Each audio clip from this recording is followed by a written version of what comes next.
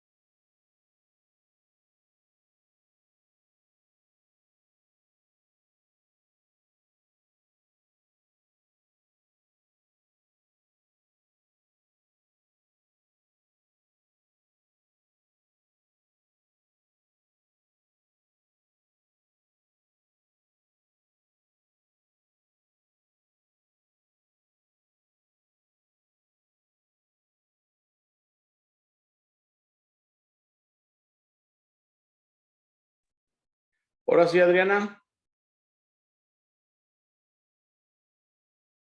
Creo que estaba en una liga que no era, porque allá era yo solo.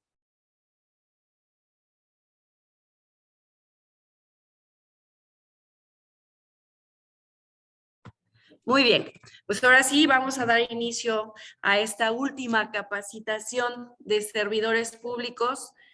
Muy buenos días a todas, a todos y a todes.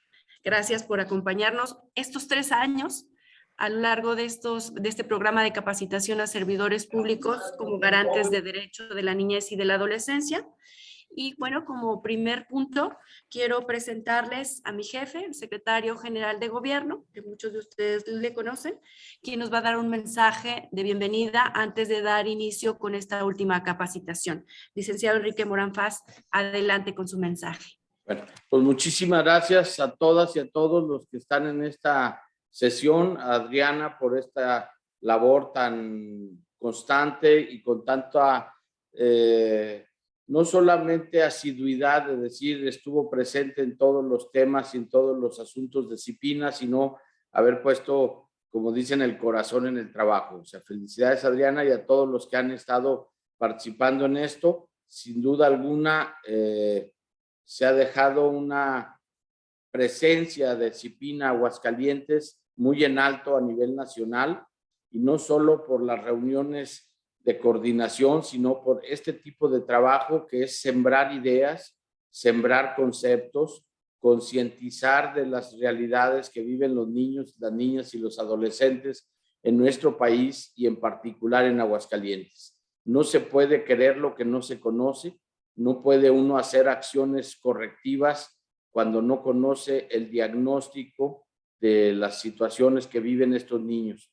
Y creo que estas capacitaciones que, si no me equivoco, Adriana, fue de la mitad del sexenio para acá, han sido pues verdaderamente el detonante para que se tomen otras políticas públicas adecuadas, objetivas, en el entorno de la necesidad real de cada uno de los problemas. Entonces, pues a todos los compañeros del gobierno del estado y a las personas que no son funcionarios y participan en estos programas, agradecerles su tiempo, su dedicación para que los programas de CIPINA sean una realidad. CIPINA trabaja en forma transversal con otras áreas de la administración pública, con seguridad pública, y veo a mi buen amigo el Toño Bigotes, con el IEA, con muchas áreas que verdaderamente se alinearon a estas políticas públicas que Adriana y CIPINA nos han estado marcando en este sexenio. Muchísimas felicidades a todas las áreas que se involucraron. Yo creo que este cierre de capacitación no es otra cosa más que dejar cimientos fuertes. Hace unos días tuvimos una reunión con un grupo ciudadano en materia de seguridad y le hacían una reflexión al gobernador. Es decir, lo que nos deja de infraestructura y de cultura y de instituciones es para que de aquí para adelante se mejore. No podemos permitir como sociedad que se dé un paso atrás. En materia de defensa de niños, niñas y adolescentes se ha avanzado suficiente y no podemos dejar un vacío de documentación, de capacitación, para que se vuelva a empezar o reinventar este tipo de acciones. Entonces, felicidades a todos y pues bueno, vamos a recibir la capacitación de esta última sesión de este sexenio y con los mejores deseos de que en el próximo sexenio superen lo que hemos hecho. O sea, yo creo que ahí siempre el anhelo de alguien que hace las cosas bien es que el que viene atrás las conozca, las valore y de ahí para adelante supere los objetivos. Muchísimas felicidades, Adriana, y a todos los que participan en este programa. Muchas gracias, licenciado. Gracias por su acompañamiento y su apoyo de siempre. Antes de presentar a nuestros invitados, sí quisiera destacar que este programa de capacitación obedeció a un acuerdo que se tomó en el seno del CIPINA Nacional y que posteriormente cada una de las entidades federativas lo fuimos cumpliendo. Compartirles que desde que se tomó dicho acuerdo se llevó a la sesión del CIPINA estatal. Aquí lo avalaron todos los integrantes del sistema y desde entonces, cada año se fue realizando este programa permanente de capacitación sin abusar de los tiempos de los servidores públicos, porque finalmente pues todos tenemos funciones específicas, pero agradecer mucho el compromiso de la Coordinación Estatal de la Guardia Nacional, que siempre ha estado, de la Coordinación de Becas para el Bienestar Benito Juárez y Madres Solteras, de la Universidad Tecnológica de Aguascalientes, del Colegio de Estudios Científicos y Tecnológicos del Estado de Aguascalientes, de la Coordinación Estatal de Protección Civil, de la Coordinación del Servicio de Locatel, del Instituto de Capacitación para el Trabajo del Estado de Aguascalientes, de la Secretaría de Salud y la Dirección General del Instituto de Servicios de Salud del Estado de Aguascalientes, del Centro Estatal de Salud Mental Agua Clara, del Instituto de Educación de Aguascalientes, del Sistema para el Desarrollo Integral de la Familia DIF estatal y del DIF municipal,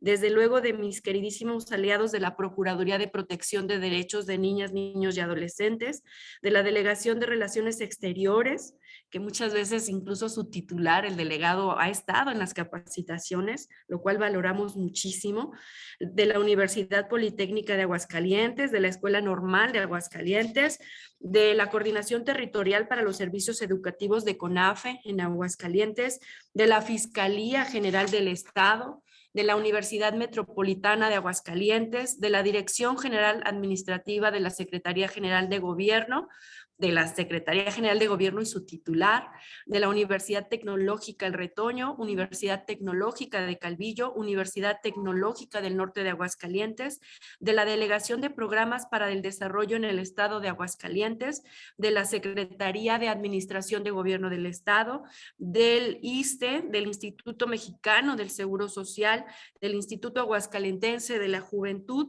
del Instituto del Deporte del Estado de Aguascalientes, de la Comisión de los Derechos Humanos del Estado de Aguascalientes, del Instituto Nacional de Migración, que también su delegado no falta a estas capacitaciones, lo cual es muy importante, de la Dirección Jurídica del Instituto de Educación de Aguascalientes, de la 14ª Zona Militar, de la Secretaría de Seguridad Pública del Estado, del Instituto para la Educación de las Personas Jóvenes y Adultas y desde luego del Secretariado Ejecutivo de Disciplina, porque pues también mi personal toma estas capacitaciones.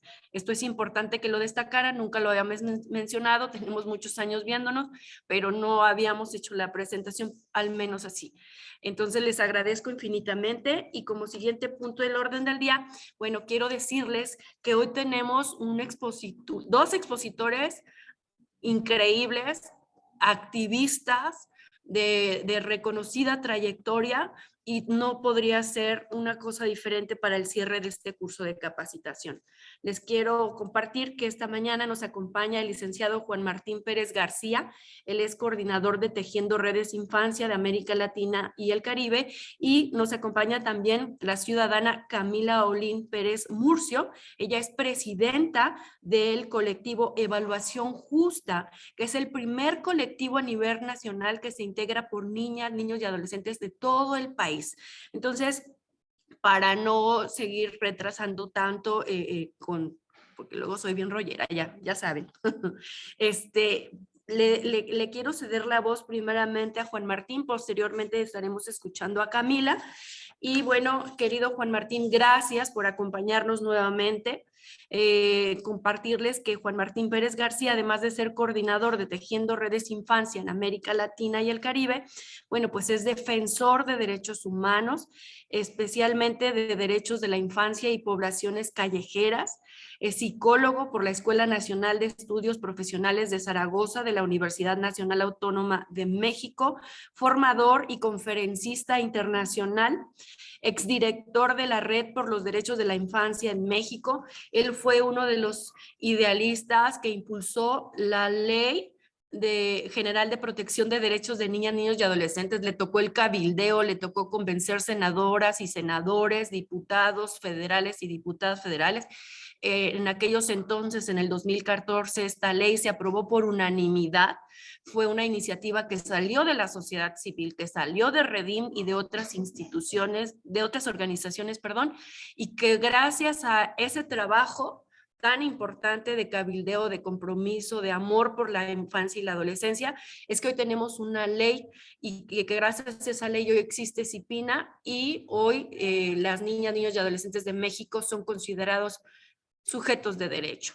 Querido Juan Martín, te agradezco infinitamente su participación, porque además es consejero nacional de CIPINA y bueno, su trayectoria es muy amplia, la quise resumir por los tiempos que tenemos. Querido Juan Martín, te cedo la voz y muchas gracias por tu participación esta mañana. Muchas gracias, querida Adriana, y gracias, colegas, por estar acá en este tiempo para, pues, no solamente continuar sus reflexiones en términos de los desafíos que se tienen en la función pública, sino particularmente la intención de que cada día con los diálogos, las formaciones, estos espacios pues, de capacitación, uno pueda ser mejor persona. Así es que muchísimas gracias por ello y gracias, Adriana, nuevamente.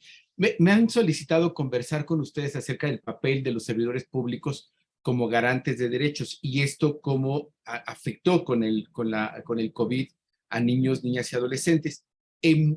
Yo aquí les animaría que hagamos un pequeño regreso rápido a sus clases universitarias.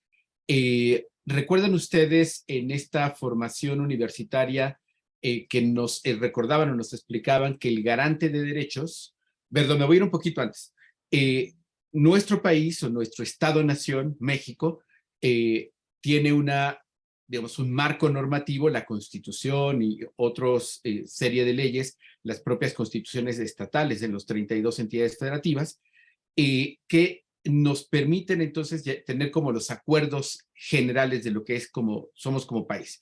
Ahora, obviamente estos son derechos positivados, le conocemos, como saben ustedes, en el ámbito jurídico, pero por supuesto que hay muchos derechos emergentes que van apareciendo de manera continua.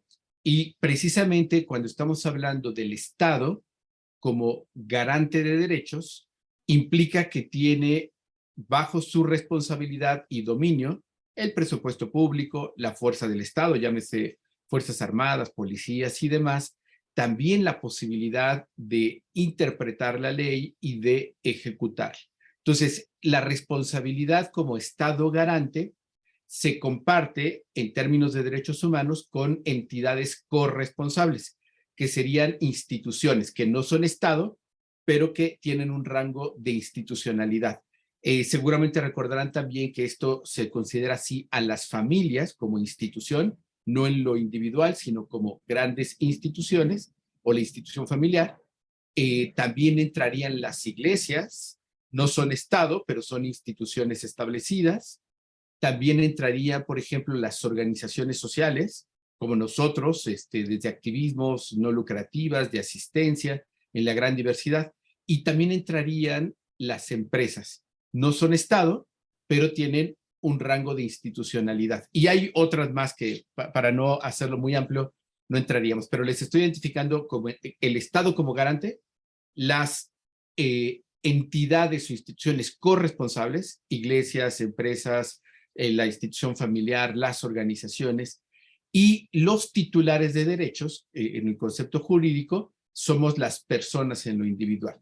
Entonces, ustedes son ahora, en este momento, funcionarios públicos, funcionarias públicas, que forman parte del Estado, representan o dan el rostro del Estado y son los garantes. Pero saliendo de su horario, de su función pública, de esta posibilidad, ya su posibilidad de exigir garantía de derechos a título personal está protegida por el marco normativo.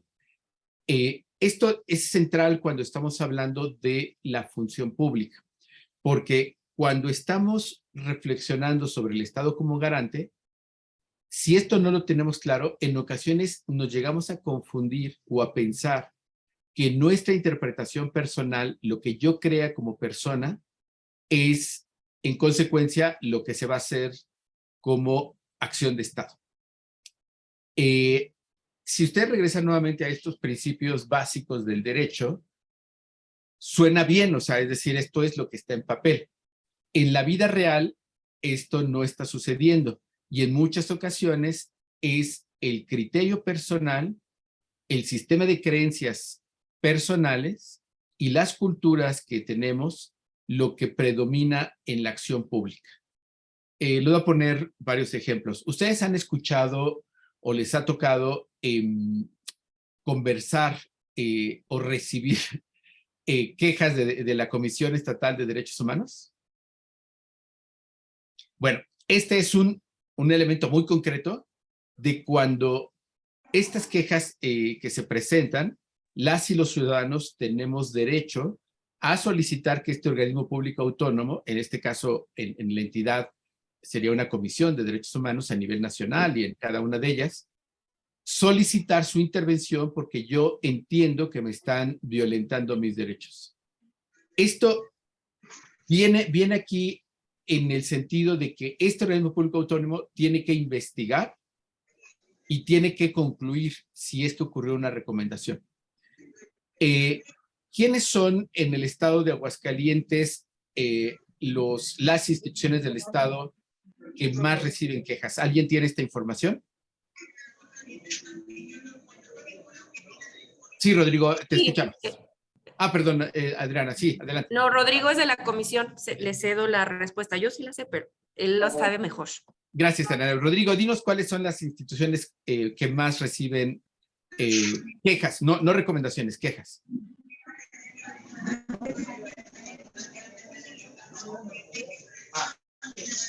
No sé si nos escucha, Rodrigo. No te escuchamos nosotros. Sí, hola, joven. Hola, ¿qué tal? Buenos días, señorita. Creo que, Adriana, creo que él está en otra cosa.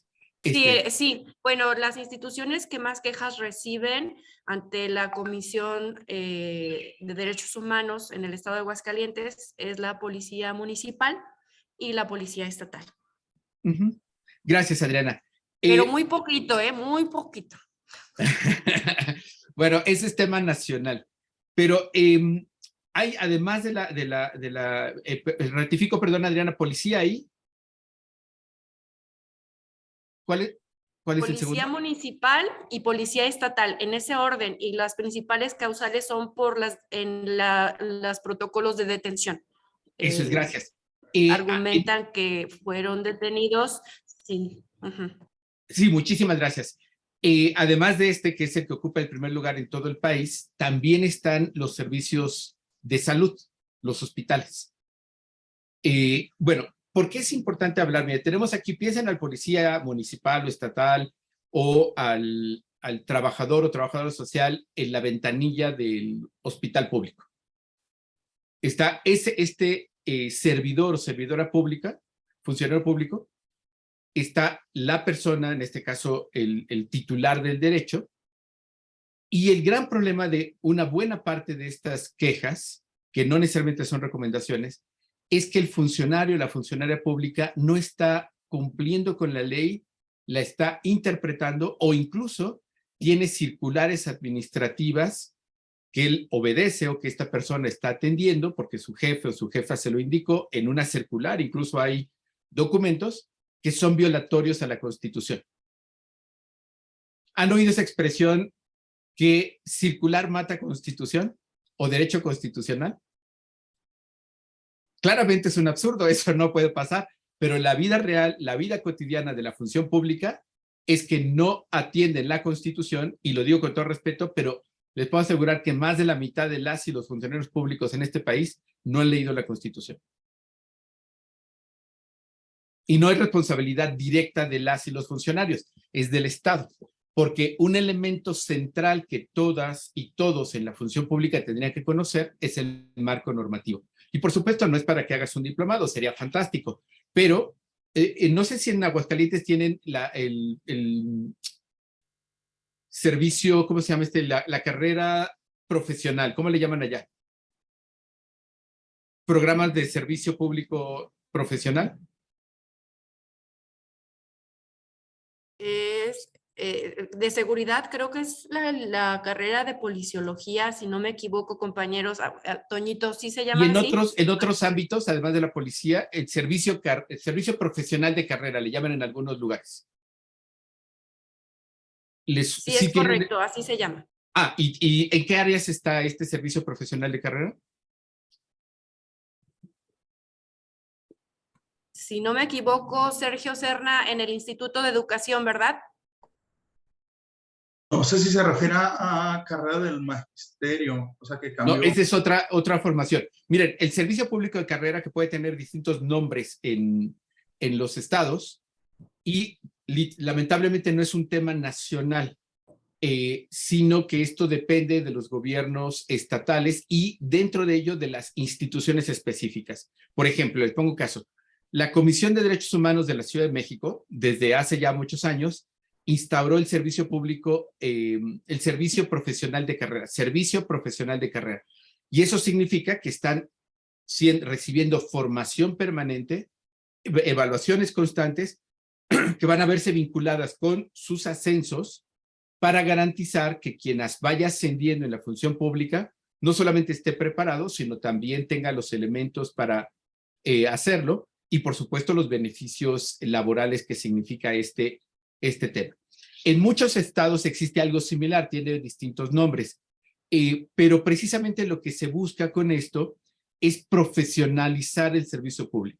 Regresemos nuevamente al dato que nos compartía Adriana respecto a la policía municipal, estatal, y yo les agregaba en prácticamente todo el país, los terceros en reclamo, después de las fuerzas de seguridad, es el personal de salud. Y es que precisamente son los que están en la acción directa, el trabajador o enfermera en el servicio de salud, el policía municipal o el policía estatal que están literalmente al frente en el territorio con la población, pero paradójicamente son los menos formados en el marco de derechos, menos formados en el enfoque de derechos humanos y con menos posibilidad, gracias, aquí ya me lo compartieron, a la ley del servicio civil de carrera del estado de Aguascalientes. Bueno, un indicador interesante para todas y todos es que si no la conocían o no la conocen, eso es lo que nos pasa mucho en México, que podemos tener un montón de cosas fantásticas, pero que no tienen traducción en la vida real, y particularmente regreso a las y los funcionarios públicos. Aquí hay un tema de corresponsabilidad, o sea, es decir, ustedes directamente no son los responsables y las responsables de no conocer estas leyes, de no tener estas formaciones, pero ustedes saben este principio del derecho. Recordarán, el desconocimiento de la ley no te exime de violar la ley o cometer un delito. Entonces, ¿por qué es tan frecuente las quejas ante la policía de cualquier tipo o las fuerzas de seguridad? Porque en su actuar, como no lo hacen basados en derechos humanos, en lo que está además establecido ya en el marco normativo e incluso en los procedimientos de las instituciones de seguridad, porque aplican su experiencia personal, su creencia, pero no el marco normativo. Y esto es el pan de todos los días en todo el país, en todas las instituciones.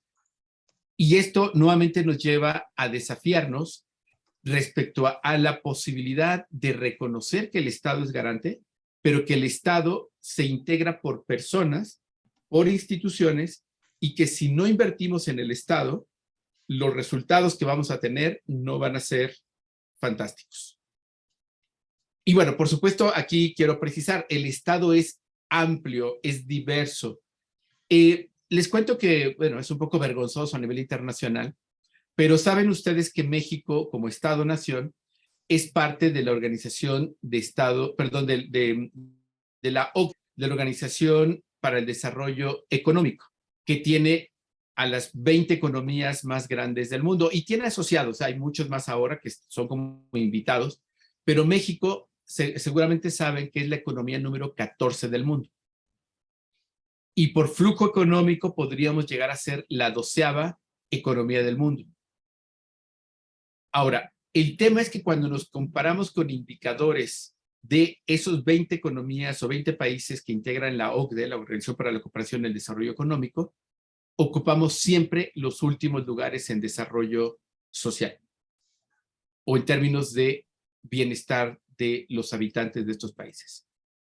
Y la OCDE ha definido a México como un estado de porosa institucionalidad o de frágil institucionalidad. Y esto se entiende por varios criterios. Regresemos a la Constitución y a las constituciones estatales. No es secreto que en nuestro país hay territorios donde esas leyes no se aplican. Desde su experiencia profesional, ¿en qué municipios es donde es más difícil que se aplique integralmente la ley? ¿En qué municipios de Aguascalientes? ¿Alguien me puede decir? No sé, regresamos al indicador de policías o a otro. ¿Dónde está más difícil que se cumpla la ley? ¿En qué municipios? Por ejemplo, bueno, yo tengo experiencia en el municipio de Cocío y en todas las comunidades de ahí, y de verdad como les cuesta mucho, incluso no hay policías suficientes. En algunas incluso tiene que entrar el ejército porque hay personas que no les importa que esté la policía, o sea, ni siquiera la ven como con cierto respeto, y pues la policía prefiere no acudir a esos lugares. Gracias, Adriana, por compartirnos, Estradeno Rodríguez. Muy bien, ¿quién más quiere compartirnos qué otro municipio o coinciden si es Cocío o algún otro municipio donde encuentren dificultad para que se cumpla con la ley? El Llano también es otro municipio similar a lo que acaba de comentar la compañera Adriana. Esto es, gracias, José Antonio. Vale, tenemos entonces, esto no tiene ningún sentido de señalamiento, solamente una ilustración. Entonces tenemos dos municipios donde en el territorio las instituciones municipales tienen dificultad para que se aplique la ley. Las y los ciudadanos de esos municipios tienen dificultades para apropiarse del marco normativo y cumplirlo. Pero también las condiciones de esos municipios detonarán que no sea tan sencillo como cumplir al pie de la letra la ley. Sin conocer, por supuesto, los dos municipios mencionados, con alta probabilidad coinciden en que también son municipios con un alto nivel de precariedad económica, con dificultades de servicios públicos y obviamente posiblemente con presencia de distintas expresiones de crimen. Puede ser organizado o transnacional o de otro tipo. Entonces, lo que trato de mostrarles es que el Estado, en su conjunto, cuando hablamos de un Estado de poroso, quiere decir que hay zonas del Estado, lugares, incluso apartados del Estado, que no tienen la solidez para garantizar el cumplimiento de la ley y, en consecuencia, la garantía de derechos. Bueno, hasta acá espero haber un poco compartido algunos elementos para, digamos, poder entrar rápidamente, porque ya me di cuenta que ya voy tarde en la presentación. Voy a compartirles una presentación y trataré de irme súper rápido. Yo ya me emocioné aquí en la interpretación académica. Ahí estarán viendo ya que dice la era COVID. Bueno, déjenme ahora, si no me vaya a fallar, porque luego en estas cosas tecnológicas voy a ponerlo en presentación. No me dan comisión, pero les recomiendo que usen Canva. Es un servicio gratuito, también hay versión de paga, pero pueden hacer presentaciones lindas bastante fácil. Bueno, entonces, me gustaría como entender que lo del COVID, que seguimos atrapados en ello, no es solamente un virus que anda por ahí, que afortunadamente ahora ya tenemos vacunas, sino que literalmente debemos de pensarlo como una era, como un momento histórico para la humanidad que nos está transformando. Yo creo que hay demasiadas evidencias para mostrar que tenemos un antes y un después del COVID. No solamente las vacunas, el confinamiento, los cubrebocas, sino que tenemos claridad ahora de que somos sensibles como seres humanos a un pequeño virus, pero que necesitamos coordinarnos, que necesitamos tomar decisiones de política pública. Y precisamente uno de los temas que quedó tan en evidencia en la era COVID es la invisibilidad de niños y niñas en todo. Como saben, fueron los primeros que guardaron después de que decidieron en marzo con la pandemia cerrar para evitar contagios, y fueron los últimos en regresar. También son los que más daños en salud mental han enfrentado, retrocesos en la escuela, bueno, temas terribles, pero que en una lógica adultocéntrica se entendió que eso era lo que había que hacer porque la emergencia era la economía, la emergencia era que la gente no se muriera, y eso llevó a que los niños y niñas quedaran fuera de la agenda. En consecuencia, este virus que sigue, que se está mutando, transformando, nos ha desafiado muchísimo en que tenemos que replantearnos la forma en la que estamos priorizando todo. En ese sentido, tenemos que ubicar que esta es una crisis de impactos diferenciados, como ya lo señalaba, por regiones y por poblaciones. Si ustedes ven en el mapa global o incluso en el mapa de México, no vivieron lo mismo la epidemia o la pandemia de COVID en la Ciudad de México, en Jalisco, en Aguascalientes, que incluso los pueblos originarios. ¿Saben ustedes que fueron los pueblos originarios los que menos personas tuvieron en mortalidad? Porque en muchas comunidades, conozco algunas en Oaxaca, literalmente se encerraron, sellaron las comunidades, no dejaban entrar a nadie más que al que llevaba los insumos de alimentos, y fueron los que menos contagios y menos muertes tuvieron. Y también, por cierto, eso fue un tema de debate, muchos no aceptaron vacunarse. Pero a lo que estoy refiriendo es a que tenemos que asumir que por ahí se explicó en algunos momentos como una metáfora. Fue una tormenta global, pero no todo el mundo andaba en crucero o en yate, y algunos ni siquiera tenían lanchita.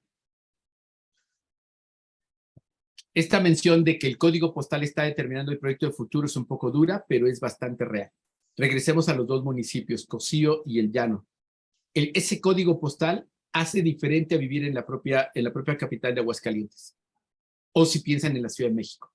Bueno, aquí lo que quiero plantearles es que hay una interrelación negativa entre muchas expresiones y culturas de machismo, racismo, clasismo, binarismo y adultocentrismo. Y agreguemos que el crimen organizado transnacional está alimentando y fortaleciendo estructuras de poder específicamente patriarcales, ¿no? Y esto lleva a que nuevamente, y pongamos acento, las niñas y las mujeres en el territorio de Aguascalientes viven distinta la realidad a los niños y a los hombres. Si vamos otra vez, y espero no se entienda un tema de estigma, estos dos municipios a los que estamos comentando, la vivencia de las niñas y las mujeres ahí es todavía más grave y compleja que la que pueden vivir los hombres, particularmente son hombres adultos o si son personas jóvenes, hombres. Entonces, aquí viene entonces un elemento central cuando hablamos de poblaciones. 1 de cada 3 habitantes en México son niños, niñas y adolescentes. Y esto es importante no perderlo de vista, porque eso nos debe de llevar no solamente a replantearnos las formas en las que nosotros estamos actuando, sino aquí el gran desafío de reconocerlos como ciudadanas y ciudadanos de pleno derecho.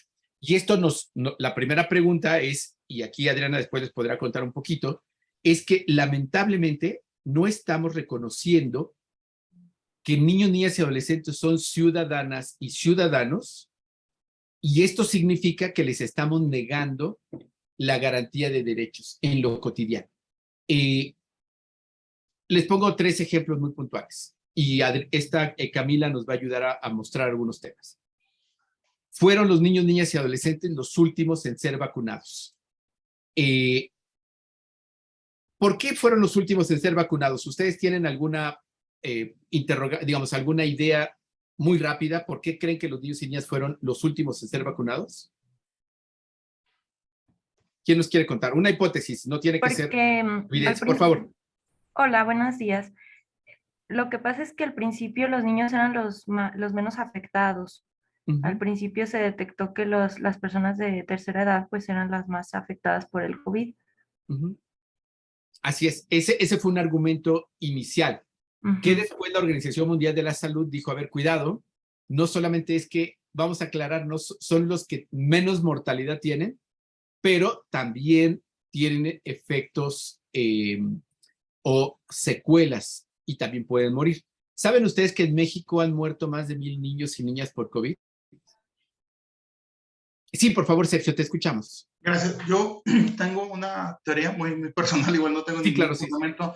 Yo considero que a lo mejor la prioridad que se dio fue en el aspecto económico, y debido a que también como se cerraron las escuelas, entonces como que se vio como si fuera no tan necesario Entonces, digo, adicional a las pruebas que no se habían hecho en menores, entonces creo que por ahí son como esas dos o tres situaciones que a lo mejor se empezaron como a postergar. Yo considero que fue por eso. Efectivamente, Sergio, ahí yo agregaría y me sumo contigo a la hipótesis, que además es evidencia, tenemos evidencia de ello, que es un tema económico. Okay. No se quiso invertir en la infancia bajo un principio de necropolítica literal, o sea, es que esto nos cuesta dinero de las vacunas y como se mueren menos, pues que se mueran los que se tengan que morir. Y aquí les pongo ejemplos. Ustedes ubican que en América Latina los países más pobres son Haití, Nicaragua y Bolivia, en ese orden, Haití, Nicaragua y Bolivia. ¿Sabían ustedes que Bolivia fue de los primeros países en América Latina que empezó a vacunar a sus niños? Y vacunaron países así de otro tipo como Perú, que también es un país pues, pobre, o por supuesto Argentina, que no compite con la economía de México, aunque es una entidad grande. Y los dos países de América Latina más ricos, Brasil y México, fueron los que hasta el último empezaron a vacunar a sus niños y niñas. Y eso después de litigios, de presiones internacionales, de miles de amparos. Acá en México se presentaron más de 30,000 amparos para poder vacunar a niños y niñas. Es un absurdo, o sea, y regreso entonces, recuerdan a la parte del Estado garante de derechos, familias, organizaciones, empresas como corresponsables y los titulares del derecho. Entonces, en este sentido, parte del desafío que tenemos es cómo comprender y asumir que necesitamos recordar todo el tiempo que el Estado es el garante de los derechos y que está obligado por ley, no por creencias personales, a cumplir con la garantía de derechos. Y esto, digo, regreso nuevamente a que nuevamente el papel es una cosa, la vida real es otra, pero ahí es donde se está violando derechos. Y lo concateno con lo que hablamos en algún momento. Las creencias personales de los funcionarios de salud en mi país, adultocéntricas, las impusieron a la política pública violando derechos humanos. Y por eso es tan importante que no sea solamente una noción de lo que yo creo, sino de cumplir con la ley. Entonces, cuando se aplica esta noción de creencias personales, de valoraciones de otro tipo, culturas viejas, pues se violan derechos. En el caso de niños, niñas y adolescentes se les ha negado en la pandemia y en muchos apartados la equivalencia humana por esta cultura adultocéntrica. Todo lo pensamos desde el mundo adulto. A ver, les voy a decir, piensen por ejemplo en feminicidio. Rápidamente su imagen mental les va a llevar a pensar en mujeres adultas. Pero quizás saben que el 10% de los feminicidios diarios son niñas y mujeres adolescentes. Pero ya es preocupante decirles que cada año va incrementando más el feminicidio de niñas. Piensen en desaparición. Esta cosa terrible, más de 103,000 personas desaparecidas en todo el país. Y pensamos nuevamente en personas adultas, hombres adultos. 16,700 aproximadamente son niños, niñas y adolescentes, principalmente niñas adolescentes. Bueno, hay muchísimos datos para explicarles esto, pero vean en pantalla que la cultura adultocéntrica, la cultura en la que nos movemos, hace que sigamos mirando a los niños y niñas como objetos de protección, que a las niñas les impongamos roles de género y queden invisibles, que los consideremos incapaces, que los tratemos todavía como un tema de menores o inferiores y que estemos pensando en que son el futuro. Y como son el futuro, pues no invertimos en vacunas, porque además no se mueren casi, ¿no? Se van a morir algunos poquitos. Bueno, esto, que son creencias viejas, se imponen en la práctica pública y violan en consecuencia derechos. Por supuesto que tenemos que asumir que hay un gran desafío. Y esto implica no solamente reconocer que la era COVID ya quedó, vamos a tener el COVID con nosotros, ojalá podamos seguirnos vacunando y que no mueran más personas por ello, pero tenemos grandes desafíos actuales. Y yo mencionaría 3, sin agotarlos, porque ahorita Camila les va a explicar un poquito más su vivencia como parte de un grupo muy interesante de niñas, niños y personas jóvenes que están exigiendo y desafiando por sus derechos. Pero con todo esto que les explico, claramente la prioridad es que tenemos que fortalecer al Estado. O sea, si el crimen organizado sigue avanzando, si sigue cooptando a funcionarios y funcionarias públicas, va a debilitar terriblemente la posibilidad de garantizar derechos. Y hay que reconocer también la ciudadanía digital. Ahora, esta ciudadanía digital es una extensión de nuestra propia ciudadanía. Entonces, particularmente niños, niñas y adolescentes que nacieron en este milenio, tienen ya literalmente su avatar, el mundo digital, como parte de su propia identidad. Entonces, en este sentido, es muy importante que ustedes también sepan que podemos estar violando derechos humanos en el mundo digital si no entendemos que esto ya forma parte de los derechos humanos. En 2011, Naciones Unidas reconoció el acceso a Internet como un derecho humano. En varios países ya se está positivando, se está llevando a las leyes, en México todavía no, el sentido común nos dice, y solamente les dejo el interrogante, ¿qué pasaría si se quedan sin WhatsApp, si se quedan sin acceso a Internet? Bueno, esa propia crisis que vivimos muchos y muchas cuando nos quedamos sin Internet o sin datos o demás, nos habla precisamente de por qué tenemos que positivar el derecho para que las instituciones públicas, para que las y los funcionarios puedan ayudar a garantizar y evitar que niños, niñas y adolescentes, por supuesto de personas jóvenes, no se queden excluidas del goce de derechos. Y obviamente esto nos problematiza con el gasto público, porque el gasto público no es dinero de los funcionarios y funcionarias en cuestión, y ya no entremos a lo reprobable y terriblemente grave de el robo del dinero público, sino cómo gastamos el dinero público en un momento de crisis. Y es ahí donde tenemos grandes problemas en el país. Voy cerrando para dar paso a Camila, que ya está por acá, que necesitamos hacer un cambio estratégico en términos de cómo estamos pensando la acción pública y en este caso nosotros como organización de la incidencia. Y esto es claramente los dos paradigmas que nos pueden ayudar. Los derechos humanos y la perspectiva de género. Y ahí hay bastante que podemos aprender. Yo les animo a que puedan continuar la reflexión y solamente cierro con esto. La ciudadanía participativa, intergeneracional, puede ser la clave para el cambio social. Agradezco muchísimo a Adriana que ha acompañado este tema porque uno de los grandes problemas que tenemos es reconocer, decía al inicio, la equivalencia humana de niños, niñas y adolescentes y reconocerles como ciudadanos. Pero aún más grave, reconocer que necesitamos la ética intergeneracional, porque lo digo así en caricatura, hombres viejos del siglo pasado estamos decidiendo sobre el futuro de niños, niñas y adolescentes en cosas que no vamos a vivir nosotros y les estamos arriesgando el futuro. Piensen rápidamente en agua. Nosotros, ojalá vivamos muchos años, pero claramente nos quedan menos que a los niños, niñas y adolescentes. Pero estamos decidiendo sobre el futuro y el porvenir de los niños y niñas con el tema del agua. Por mencionarles un caso, hay muchos más, ¿no? Entonces, cierro con esta invitación. Pensemos en ciudadanía participativa, intergeneracional, como oportunidad para fortalecer al Estado, para fortalecer nuestra tarea de función pública y sobre todo para que sí exista futuro o mejor futuro en este país.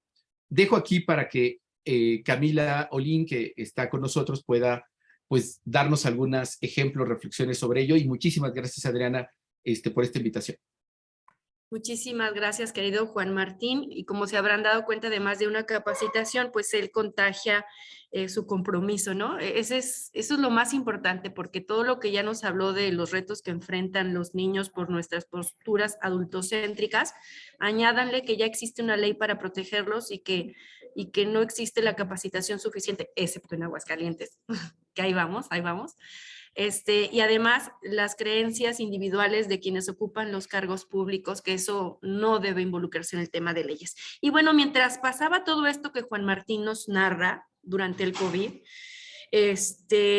compartirles que un grupo de niñas, niños y adolescentes preocupados por lo que pasaba en esas cuatro paredes y en esas clases virtuales y en esas clases a distancia y en esos temas tan complicados que vivimos en el mundo entero, bueno, pues en México pasó algo hermoso. Niñas, niños y adolescentes se empezaron a juntar a través de las redes sociales y crearon un colectivo que se llama justamente Evaluación Justa, y quien impulsó esta iniciativa, que hoy en día es la presidenta de este colectivo, se llama justamente Camila Olín Pérez Murcio, la ciudadana Camila Olín Pérez Murcio. Ella es una entusiasta joven, estudia la carrera de psicología en la UNAM, es feminista, activista por el derecho a la educación, que busca reducir las brechas de desigualdad en nuestro país. Fundadora del colectivo Evaluación Justa, que busca transformar el sistema educativo junto con la participación de niñas, niños y adolescentes y personas jóvenes de la República Mexicana. Querida Camila, te cedo la voz. Muchas gracias por acompañarnos esta mañana. Es importante que pongamos mucha atención en lo que nos va a expresar Camila, porque justamente ella nos va a poder narrar todas las violaciones que reciben por parte de servidores públicos y lo que representa para ella y para ellos y para ellas. Querida Camila, te cedo la voz. Muchas gracias por este espacio.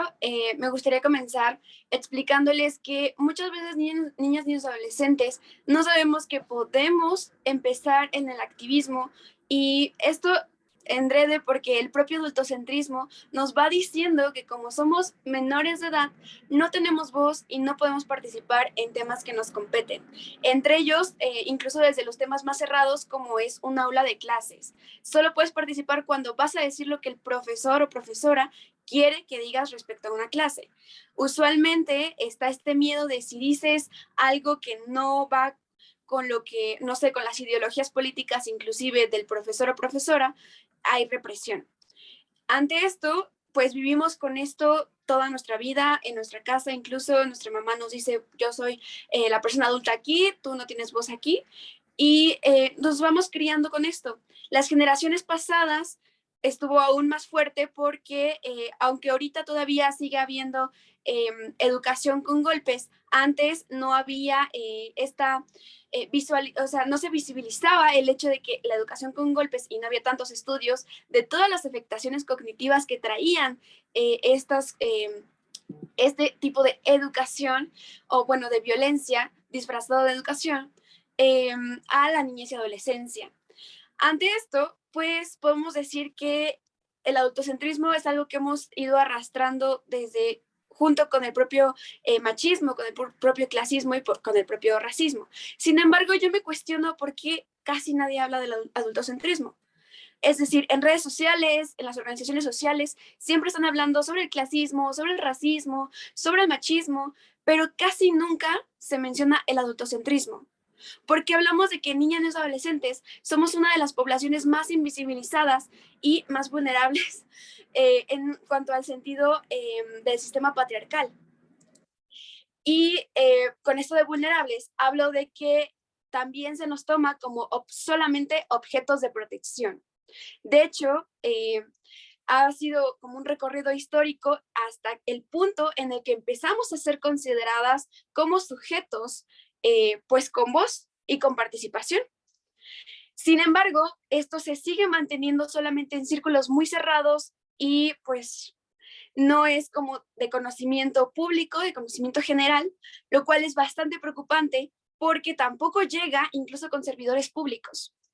Yo inicié el movimiento a los 17 años cuando me di cuenta de que con la pandemia estábamos siendo más afectadas y afectados las niñas adolescentes y cada vez menos escuchadas y escuchados.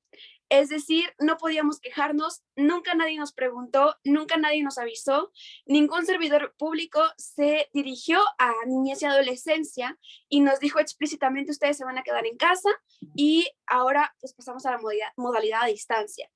Absolutamente nadie. Todos los servidores públicos se dirigieron a mamás, a papás y a docentes, ignorando totalmente a la población estudiantil, que es quien recibe ese servicio básico.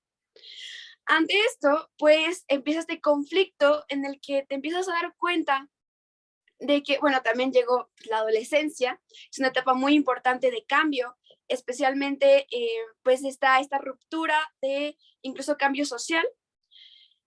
Y empecé a hablar con compañeras y compañeros. Nos empezamos a dar cuenta de que coincidíamos con las inconformidades, entre ellas el hecho de que no nos escucharan y que no tomaran en cuenta nuestra participación y lo que, incluso las recomendaciones que podríamos darles desde la perspectiva de estudiantes, de niños y adolescentes.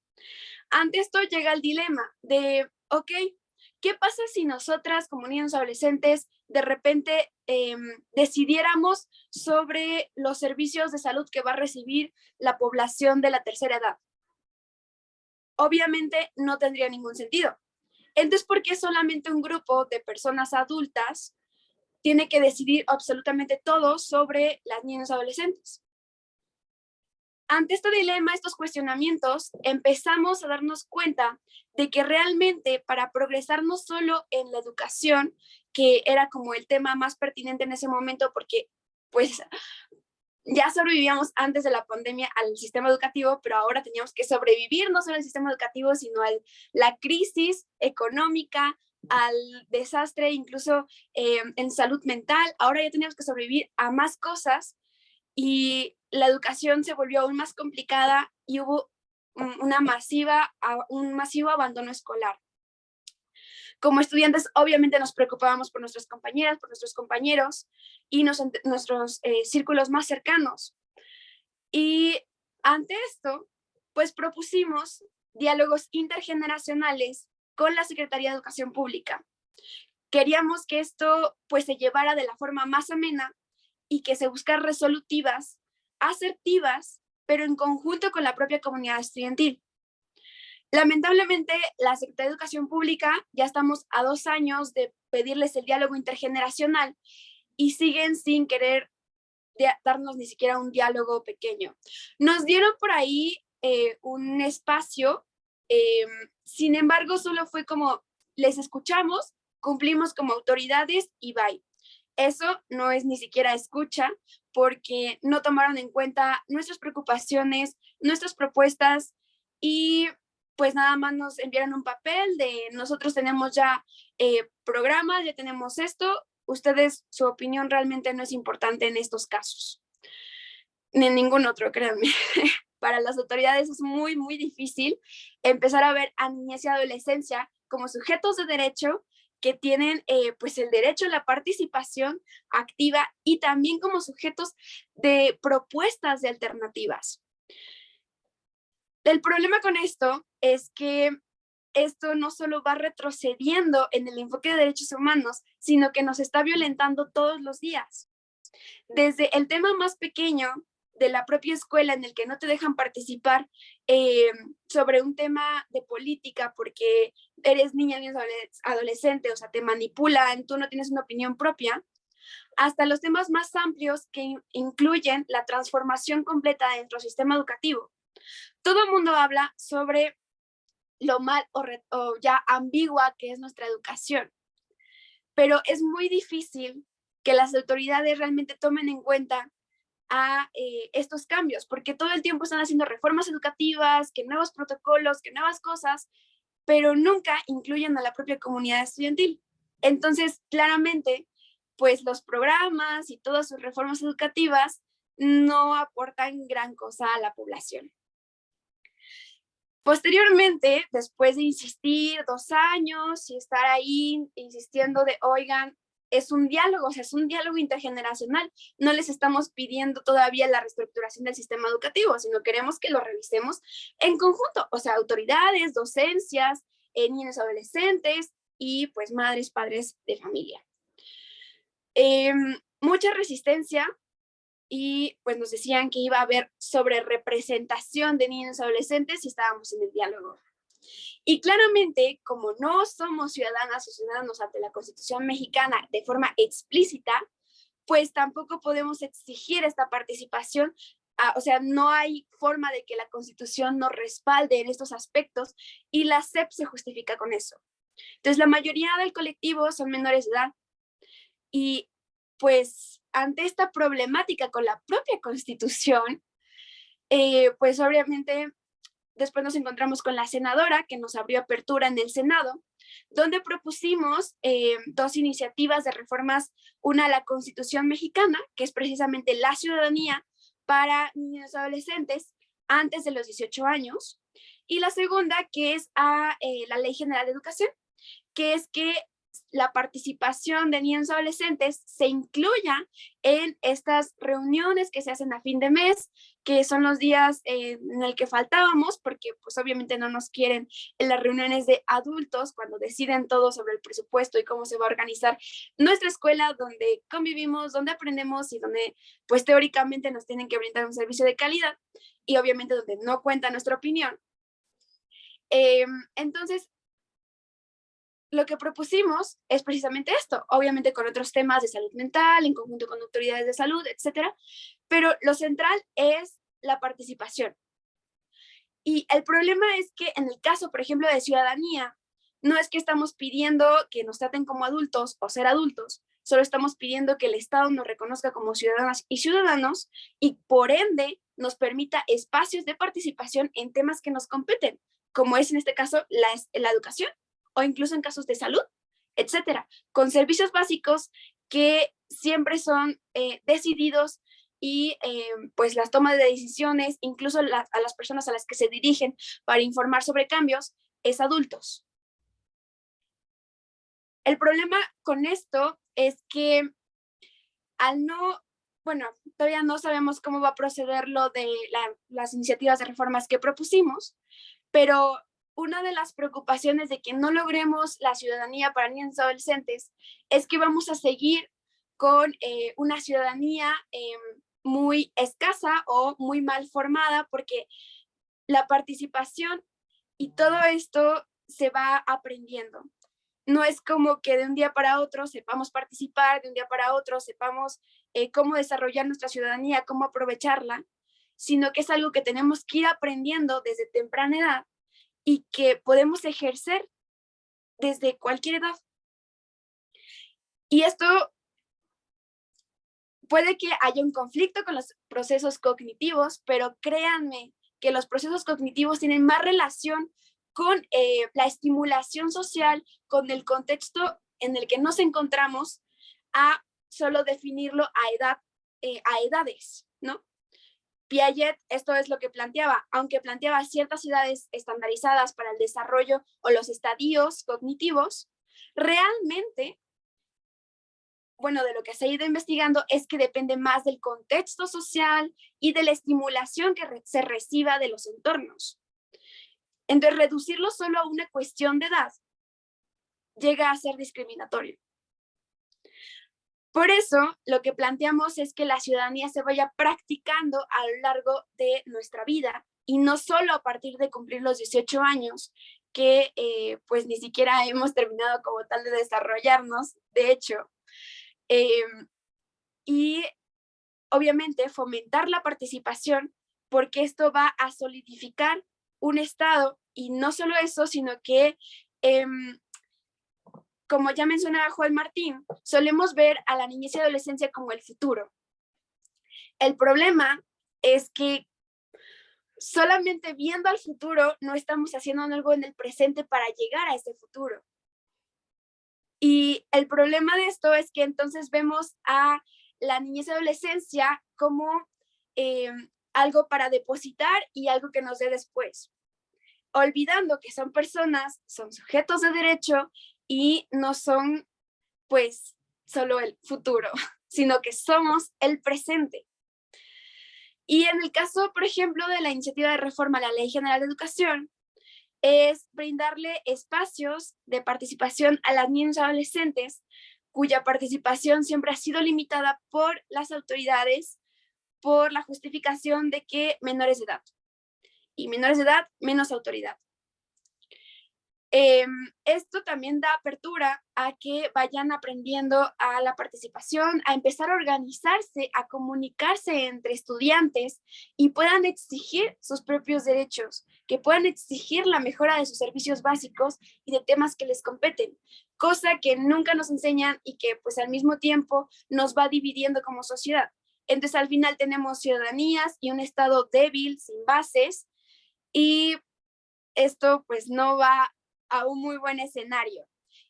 Entonces, como adultos, no tendrían que ver a las niñas y adolescentes solo como sujetos de protección, sino como sujetos de derecho, capaces de participar en cualquier tema que les compete, con opiniones propias y como tal, como personas. Porque así de fácil, solemos olvidar que niños y adolescentes son personas. Y esto pues es para el desarrollo del país, para el desarrollo de personas y, o sea, sin olvidar el enfoque de derechos humanos. Porque uno de los temas que más le preocupaba, por ejemplo, en el Senado, cuando presentamos la iniciativa de reforma a la Constitución mexicana para obtener la ciudadanía, era que, no sé, ahora sí iban a ir a la cárcel con personas adultas o ahora iban a votar. La cuestión aquí es que estamos olvidando de que niños y adolescentes no son personas adultas, sino que obviamente tiene que ser con el interés superior de la niñez. Y con ello, obviamente, tiene que haber ciertas protecciones enfocados a pues, la niñez y adolescencia. Y pues con esto cierro, puedo decir que mi experiencia con autoridades ha sido bastante diversa. Es muy escaso encontrar autoridades que realmente estén abiertas a aprender sobre y a deconstruir su adultocentrismo. Y es muy difícil que tengan un enfoque de derechos humanos, lo cual es muy preocupante porque como servidores públicos tendrían que capacitarse en eso, porque hablamos de que las decisiones que toman son decisivas para muchas personas, para muchos contextos, y que no tomar en cuenta este enfoque de derechos humanos deja un sesgo y obviamente lleva a la violencia institucional, que es muy grave. Entonces, pues muchas gracias por este espacio. Estaré aquí al pendiente y pues muchas gracias. Muchísimas gracias, Camila, por tu participación. ¿Alguien del público quiere hacerle alguna pregunta a Camila? ¿Algún comentario? Que quieran levantar la mano en lo que me define. Si alguien quiere preguntarle algo a Camila, puede poner su manita, pedir la voz, mientras voy a leer rápido los mensajes que están escribiendo. Laura Hernández dice que ella piensa que la vacuna del COVID se retrasó para niñas, niños y adolescentes porque tienen un mejor sistema inmunológico. Ay, Dios. Y luego dice Estefi Nájera, qué buena conferencia, pasa muchísimo que se interpreta la ley en base a las creencias personales. Ojalá todos reflexionáramos que aunque no nos parezca o convenga, la ley es la ley. Muchas gracias. Son los comentarios que hay hasta este momento. ¿Alguien quiere hacer algún cuestionamiento, pregunta, comentario, Camila? Adelante, te escuchamos. Abre tu micrófono, por favor.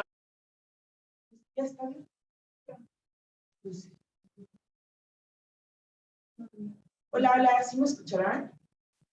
Sí, ya te escuchamos, adelante. ¿Qué tal? Buenos días a todos y todas. Soy Estrella Barona, coordinadora de niñas y niños, hijos de madres trabajadoras, en la Delegación de Bienestar de Aguascalientes.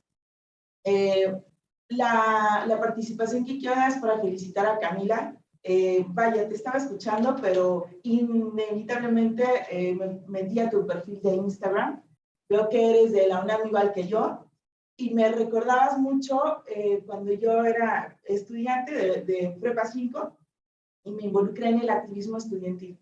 Me gusta mucho toda esta iniciativa que tienes, este acercamiento que has generado, y decirte, compañera, que de parte de la Delegación de Bienestar, y me atrevo a hablar en nombre del Gobierno de México, siempre vas a tener las puertas abiertas para escucharte. Porque si algo nos ha caracterizado es poder escuchar, poder impulsar la participación desde varias trincheras, desde varias temáticas. Y entonces, pues creo que ahora has construido algo muy diferente. Yo no me imaginaba en aquellos ayeres poder tener este acercamiento como el que tú tienes en este momento y el que has ido generando con diversas instancias y actores y actrices políticas. Y bueno, pues te comento y te vuelvo a repetir que aquí tienen las puertas abiertas. Creo que nosotras, aquí mi compañera Dani Medina y una servidora, hemos tenido ese acercamiento necesario e imperativo, como lo dice Camila, al menos aquí con nuestras beneficiarias y beneficiarios, hemos tenido esa cercanía y esa escucha que se requiere. Hemos sido, pues creo que sensibles a las necesidades de las niñas y de los niños, de los jóvenes, de las adolescentes, y eso pues nos da una gran satisfacción desde el trabajo que estamos haciendo aquí. Camila nos enseña que no es suficiente. Esto no, estamos de acuerdo, no es suficiente, hay que aperturarnos más, capacitarnos más. Este es un buen esfuerzo que estamos haciendo las diversas autoridades. Y pues bueno, con esto cierro mi participación, agradecer la invitación y pues aquí estamos una servidora y a través del Gobierno de México. Buen día.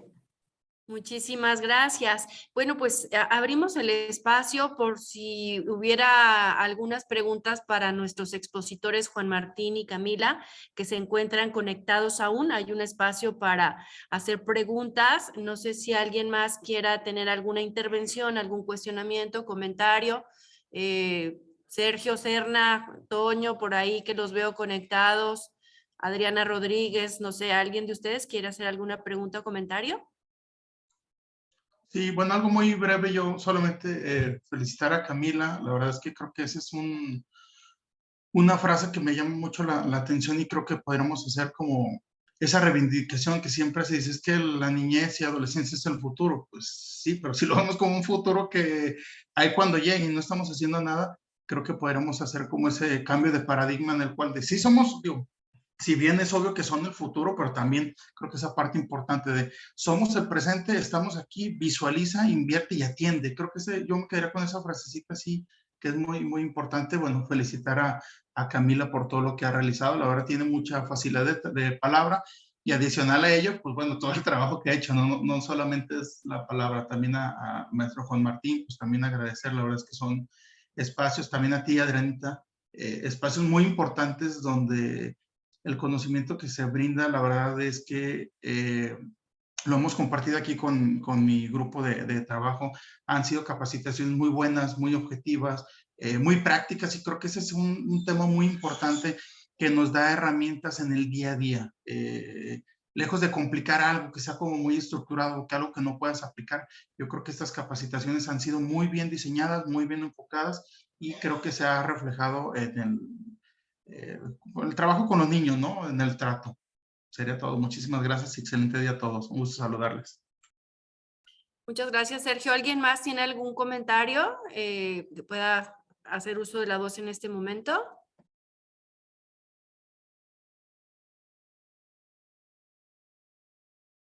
Bueno, parece que no hay ningún otro comentario. Yo sí quiero cerrar. Bueno, querido Juan Martín, Camila, ¿quieren hacer alguna conclusión? ¿Desean hacer uso de la voz?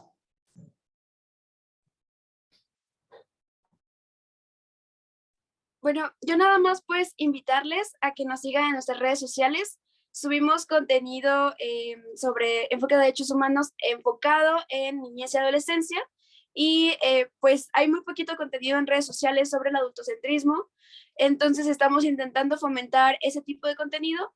Nos pueden seguir en redes sociales como en TikTok, Instagram, Twitter y Facebook.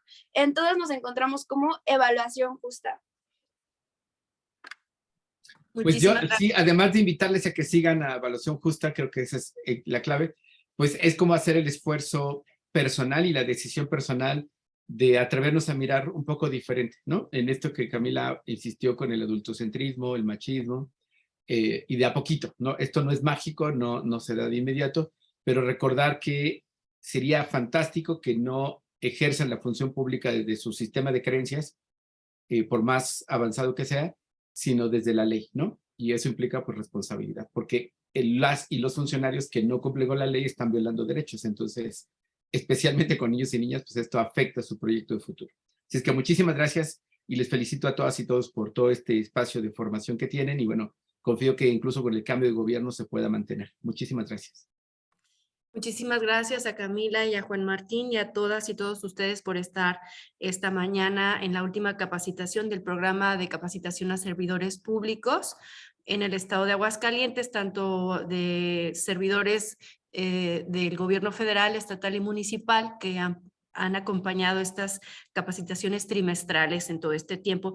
Sí quisiera hacer una última reflexión de mi parte, decirles que En realidad en Aguascalientes el gobernador Martín Orozco y la señora Yolanda han hecho un gran esfuerzo. Como ustedes saben, se creó la Secretaría de la Familia porque es una de los entes de la sociedad más fracturados y más afectados por la normalización de la violencia y por el abandono que han tenido las familias en nuestro país con falta de políticas públicas efectivas. Históricamente, tanto las instituciones como las familias hemos creído, desafortunadamente, que las niñas, niños y adolescentes son el futuro. Ahorita ya hablamos, ya tanto Camila como Juan Martín lo mencionaron, las instituciones creen que los niños son el futuro. No solo las instituciones, en las familias también. ¿Y saben qué pasa? Que las dejamos para el futuro y trabajamos mucho porque hay que garantizar su futuro para que les vaya bien y nos perdemos el presente, nos perdemos cuando terminan su estudio, nos perdemos su calificación, nos perdemos sus concursos, nos perdemos sus cumpleaños, nos perdemos el abrazarlos cada día, nos perdemos el momento de decirles te amo. Y de verdad, todas las niñas, niños y adolescentes que llegan a CASIPINA con alguna problemática, vienen muy rotos porque estamos viviendo una era de adolescentes y niños muy solos, que los dejamos horas frente a la computadora, que es un derecho, pero sin reglas. Y la crianza es justamente el establecimiento de reglas para cuidarlos en la medida que van creciendo. No es abandonarlos. Antes los dejaba las horas con la nana, cuando existían las nanas. Después llegó la tele y las horas frente a la tele, y ahora los abandonamos frente a las computadoras y sus aparatos. Y entonces están muy solos y ahora les decimos, tenemos el descaro de decirles niños de cristal. Son niños solos que, bueno, hay que ir reconstruyendo poco a poco a las familias, como en Aguascalientes se está haciendo ese gran esfuerzo, pero también hay que cambiar nosotros como servidores públicos y no juzgar. Aplicar la ley, como ya dijo Juan Martín, no es cuestión de voluntades, lo tenemos que hacer sí o sí. La verdad es que los indicadores en Aguascalientes macroeconómicos nos sitúan a nivel nacional e internacional en un lugar inmejorable. Aguascalientes es un estado donde la pandemia fue tratada como sindemia, Juan Martín. Aquí sí hubo un programa para atender lo económico, lo emocional, el desarrollo humano. Bueno, hasta las personas de tercera edad que estaban en los centros comerciales se les retiró y se les brindó un pago para poder sortear esta pandemia que nos llegó y que nos vino a trastocar. Hoy por hoy es mucho más importante que estemos comprometidos en la protección de los derechos de niñas, niños y adolescentes, porque mucha gente ya no quiere escuchar sobre el COVID, pero la verdad es que ya no se va a ir jamás. Llegó para quedarse y no sé si lo han notado en sus entornos familiares o instituciones. Nuestras niñas, niños y adolescentes tienen muchas carencias emocionales y como que todo esto que están viviendo les rompió o les bloqueó sus sentimientos, sus emociones, y por eso hoy más que nunca tenemos que estar mejor capacitados para detectar problemas y denunciar. Con esto quiero cerrar. Hay que atender, hay que señalar, hay que denunciar, hay que hablar fuerte. Sé que en Aguascalientes hemos hecho grandes cosas, pero no es suficiente. Compartirles, por ejemplo, que en el 2001, de enero a diciembre, a través del 911, gracias a la campaña que instrumentó el DIF estatal de Si yo veo, yo denuncio, tuvimos 911 solicitudes de emergencia en el 911 de maltrato infantil.